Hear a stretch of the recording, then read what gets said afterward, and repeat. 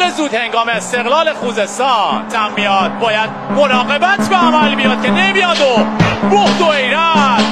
حواسمون به صحنه آهسته بود که اینجا حواس پرسپولیسیان گویا پرد شد از مهاجمین استقلال خوزستان.